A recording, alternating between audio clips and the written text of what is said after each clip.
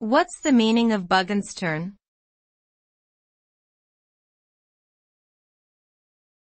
Buggins' turn.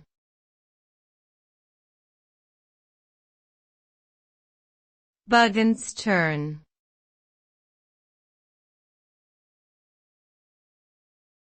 Buggins' turn.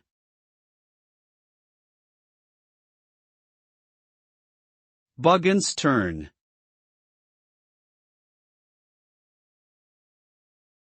Buggins' turn is a phrase that refers to a method of assigning tasks or responsibilities in which each person takes their turn in order, regardless of merit or ability.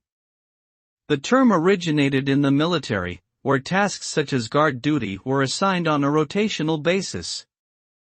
The idea behind Buggins' turn is to ensure fairness and avoid any accusations of favoritism or discrimination. However, it can also lead to inefficiencies and poor performance if individuals are not suited to their assigned roles.